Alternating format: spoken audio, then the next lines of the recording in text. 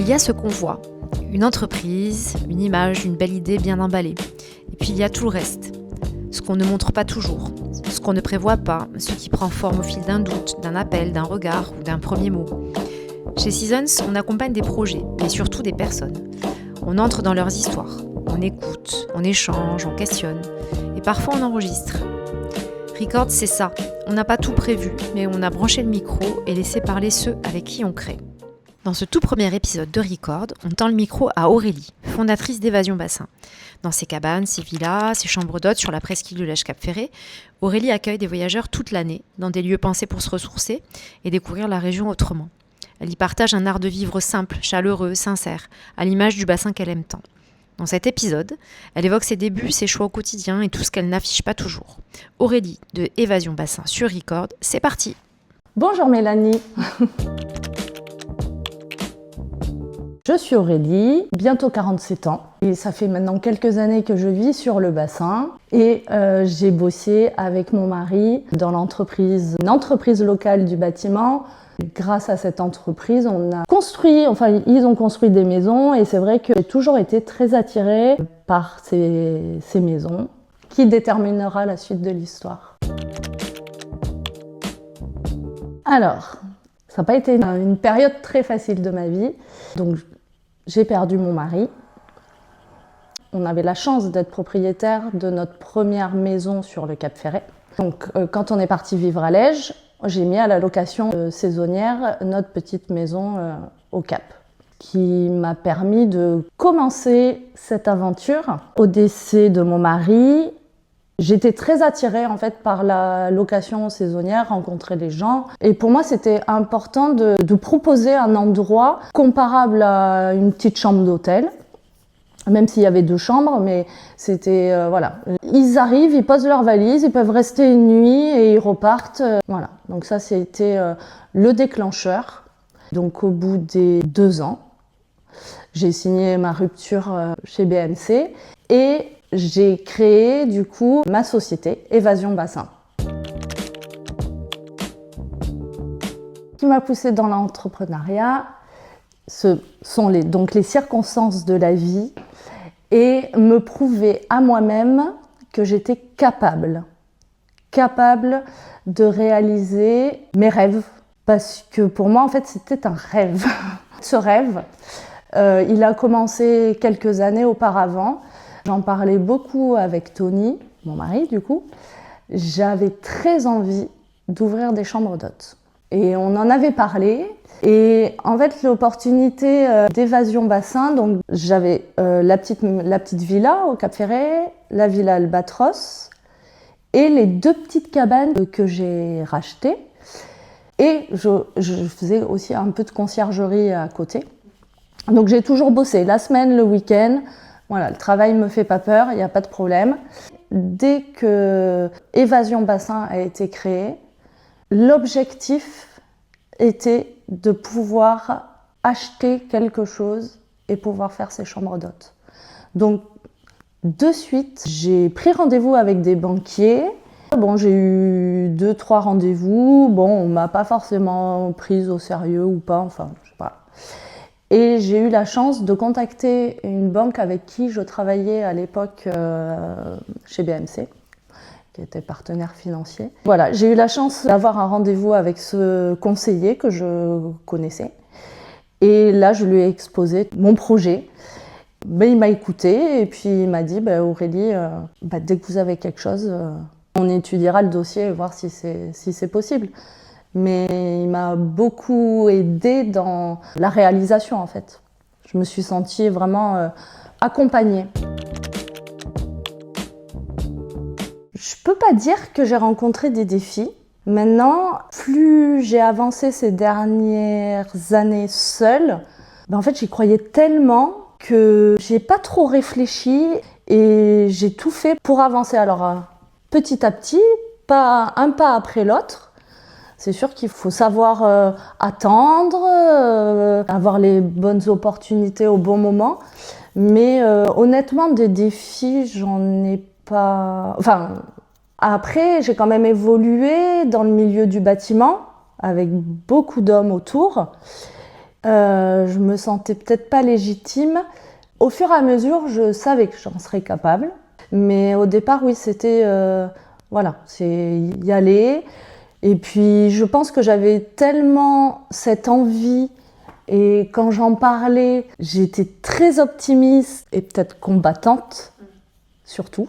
Avec le recul, on peut peut-être dire que c'est un défi. Voilà, chaque étape m'a fait comprendre qu'il fallait que je continue sur cette voie-là. Et en fait, chaque étape m'a permis de me dire, bon, ok, ça y est, ça, c'est bon, tu peux continuer, t'es sur la bonne voie. Ces qualités sont des forces aussi pour moi. Donc, je suis combattante. La vie a fait que je suis une combattante. J'ai été malade très jeune. J'ai eu un cancer à 18 ans. Quand ça te tombe dessus, c'est pas drôle. Quand tu as 18 ans, tu perds tes cheveux, c'est pas drôle. Mais je suis une grande optimiste. Et donc, en fait, j'ai pris ça pas comme un rhume, mais allez, tu perds tes cheveux. Le matin même, tu es devant ta glace, tu pleures. Il y a ta mère qui te voit sortir de la salle de bain. Tu l'arrêtes, genre dire non, me plains pas, c'est bon, je vais y aller. Tu fous ta casquette, ton bandana dessous et tu sors. Tu sors de suite. Parce que si tu sais que t'attends, tu auras beaucoup de mal. Donc, ouais, je suis une combattante, je suis très optimiste. Je suis une rêveuse, mais qui me permet de me projeter aussi. Je crois et j'ose. Et tout ça avec le sourire. Et même si, voilà, c'est pas toujours facile, hein. Il y a beaucoup de questions qui se posent. Des fois, on sent qu'on relâche un peu, parce que c'est pas toujours évident, hein. La vie, elle est pas rose, hein. Ça tombe pas du ciel. Mais voilà, petit à petit, j'avance. Honnêtement, il y en aurait plein, mais il n'y en a pas forcément qui me viennent à l'esprit. Après, moi, je sais que je suis nourrie, par contre, par les femmes qui m'entourent.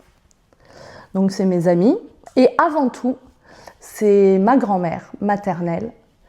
J'adorais, parce que aujourd'hui, elle est plus âgée et encore, quand je suis allée la voir il n'y a pas longtemps, elle m'a raconté encore des anecdotes sur sa vie. Et la force en fait qu'elle avait, ça me faisait beaucoup de bien et j'étais très admirative de son parcours. Car c'était à l'époque une femme libérée malgré le contexte de la guerre. Mais j'ai ce souvenir à chaque fois que je vais chez ma grand-mère qui a toujours le sourire et qui rigole. Même plus âgée, elle a toujours ce côté où elle rigole tout le temps. Et voilà, je suis très admirative d'elle. Et après, effectivement, c'est les femmes qui m'entourent. J'ai des amies qui sont elles aussi entrepreneuses. On parle beaucoup entre nous et du coup, on se pose des questions ou pas. Enfin, il y a une interaction et voilà. Et aujourd'hui, en fait, c'est ma fille qui me rend hyper fière. Je vais être vachement émue. Qui devient une femme. Elle a pris une maturité de dingue ces dernières années et elle est pareil, hyper combattante. Et aujourd'hui, elle a 22 ans et elle se lance dans des projets toute seule. Ouais, j'adore discuter avec elle. Suis tes rêves, rien n'est impossible et surtout ose. Et si tu tombes, c'est pas grave, au moins tu auras essayé. Et puis de toute façon, tomber, c'est aussi se relever et c'est apprendre et c'est se construire aussi. Mais c'est surtout ose. Si tu as envie de quelque chose, il faut que tu y ailles.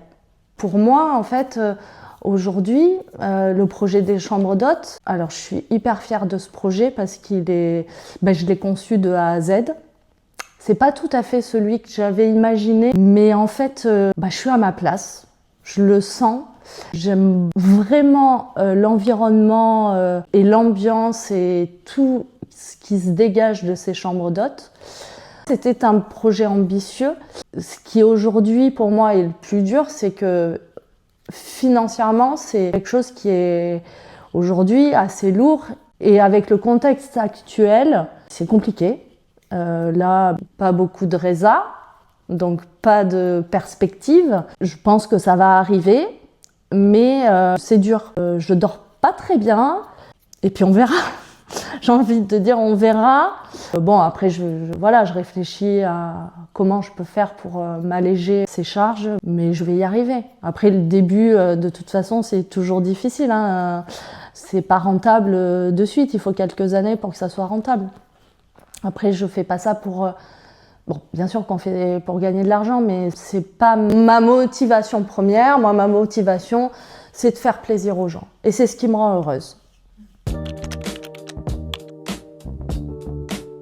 Non, j'aurais pas renoncé du tout. J'aurais pas renoncé du tout.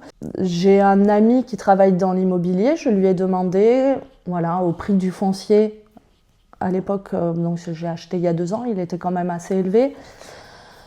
De suite, il m'a dit, si jamais tu dois le revendre là, tout de suite, parce que tu sens que c'est trop dur, tu vas perdre de l'argent, c'est sûr. Mais j'avais tellement envie de ça que j'y suis allée, même si on m'a dit c'est pas rentable. Après, j'ai aussi les autres maisons. Bon, il y a des grosses charges aussi dessus, mais bon, petit à petit, ça va aller mieux. Il faut prendre le temps.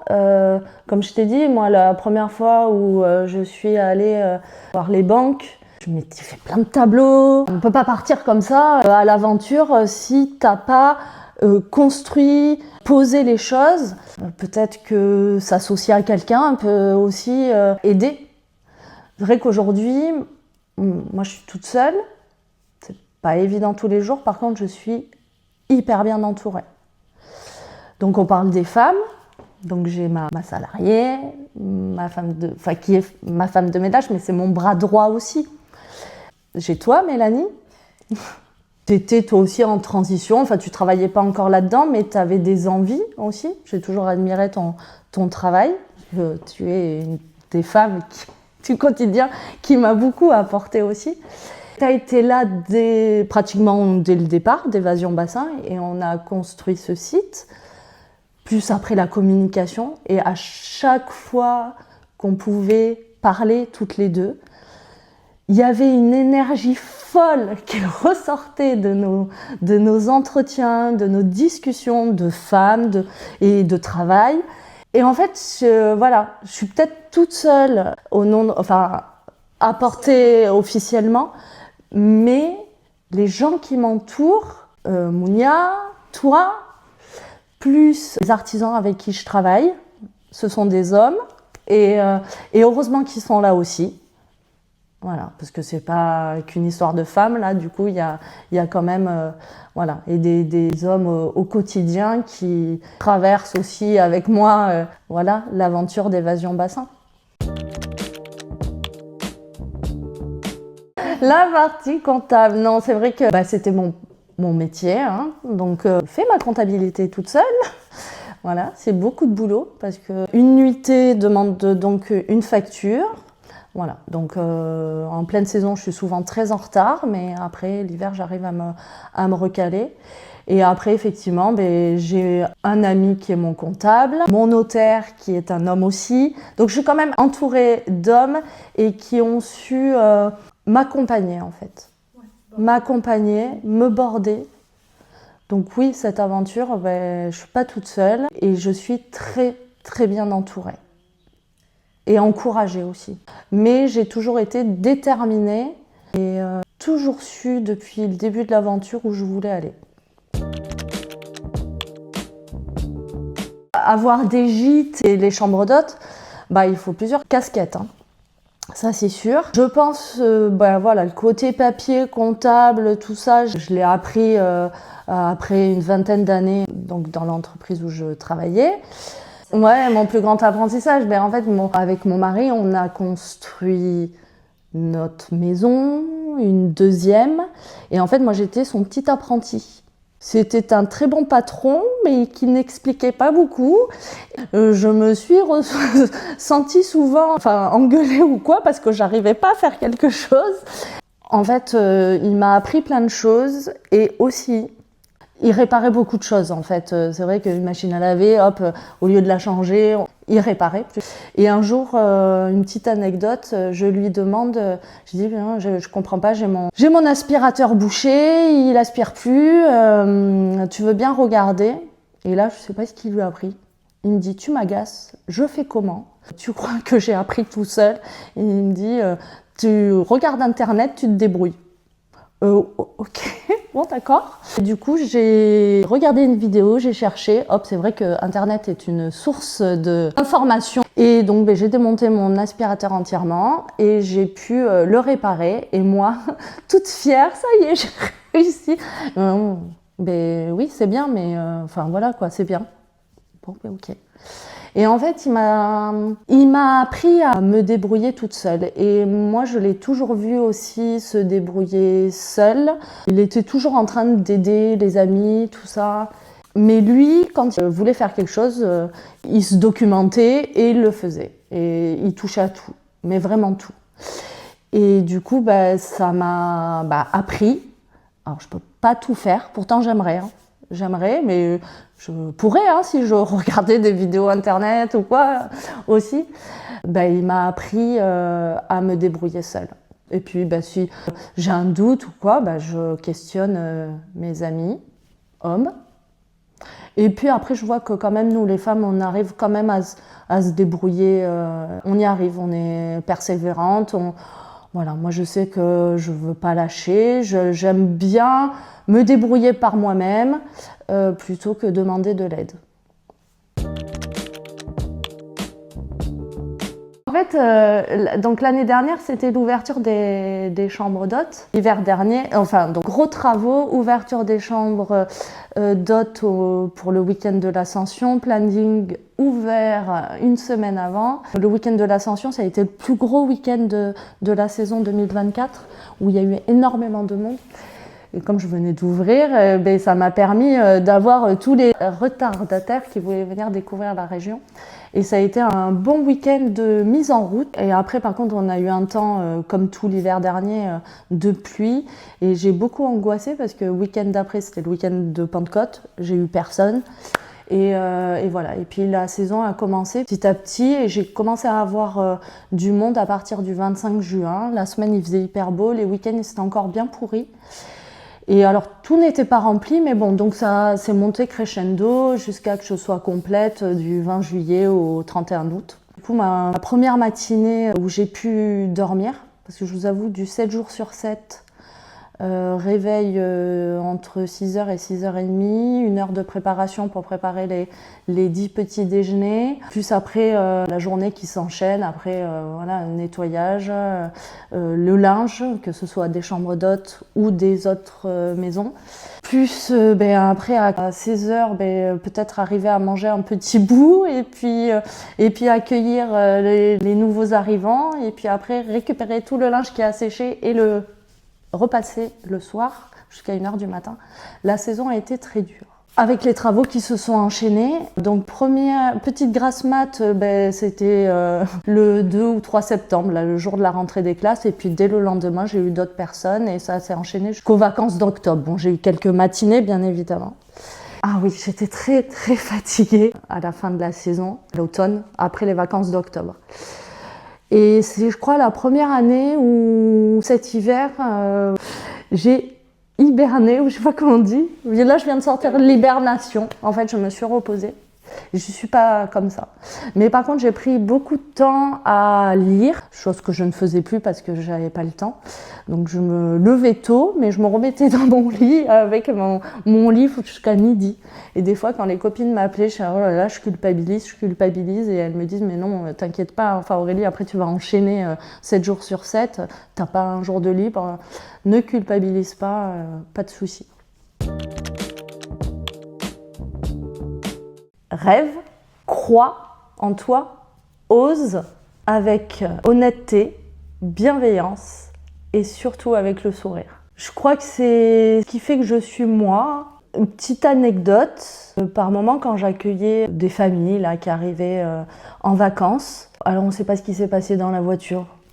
Voyage un peu long, les enfants peut-être qui faisaient le bazar derrière, le mari et la femme peut-être s'étaient engueulés parce qu'ils ne trouvaient pas le chemin, enfin il y a plein de choses du quotidien qui peut, voilà.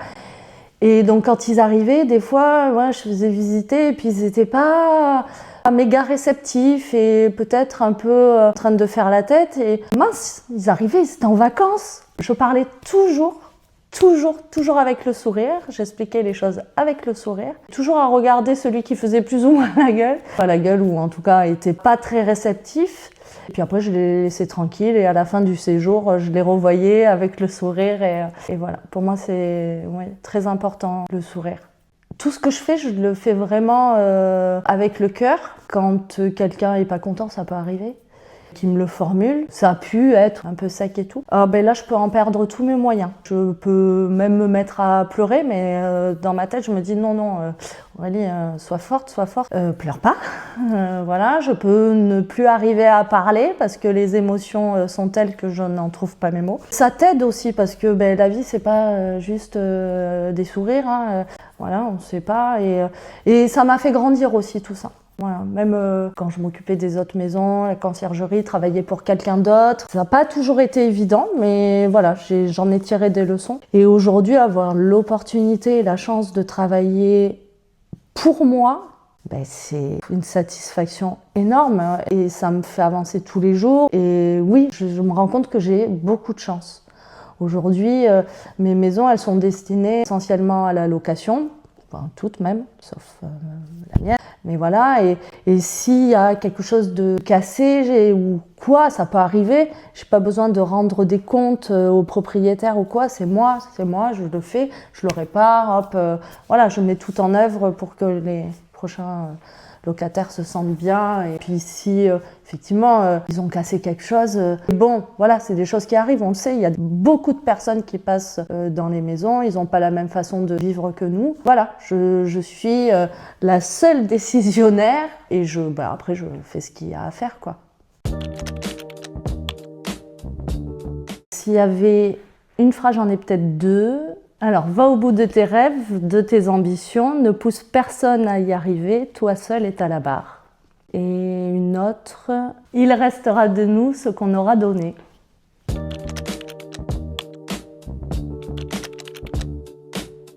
J'adore cette aventure. Là, avec les chambres d'hôtes, je me sens à ma place. Le fait de pouvoir partager, parler avec les personnes qui viennent chez moi.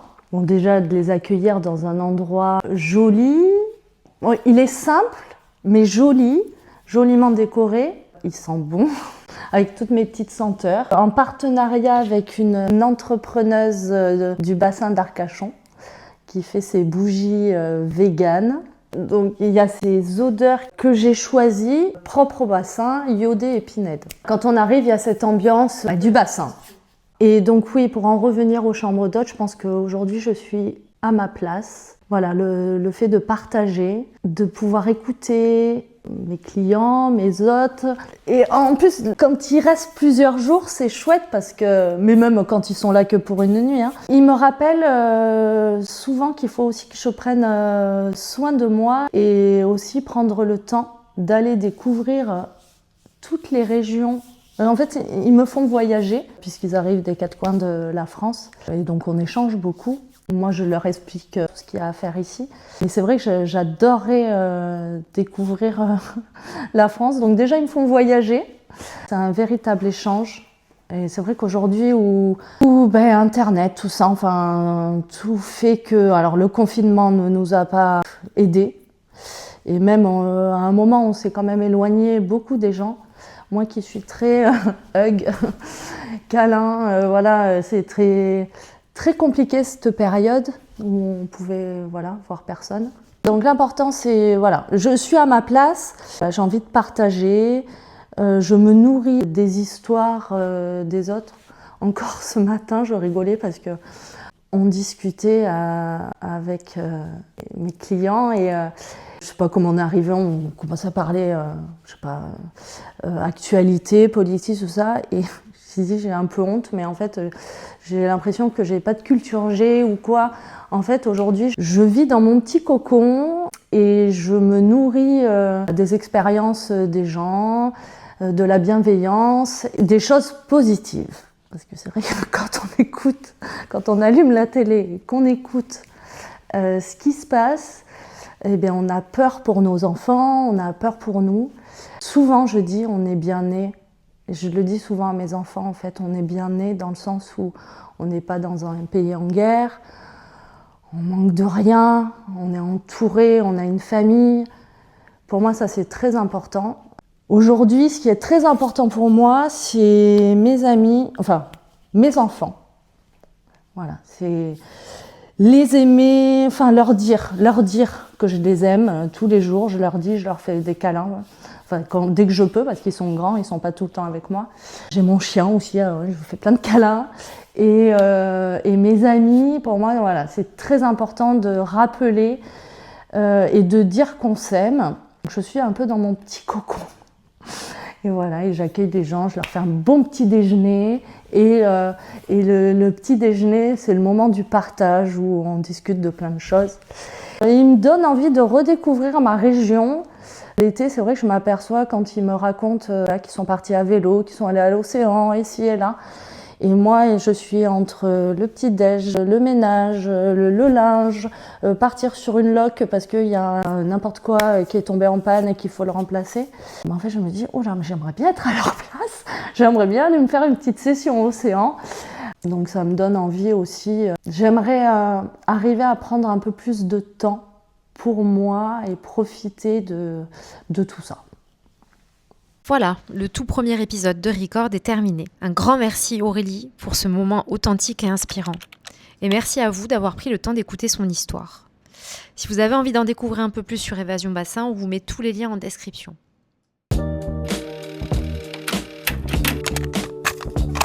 Si ce format vous a plu, n'hésitez pas à liker, à commenter et à vous abonner pour faire grandir ce projet de cœur et surtout ne pas rater les prochains échanges.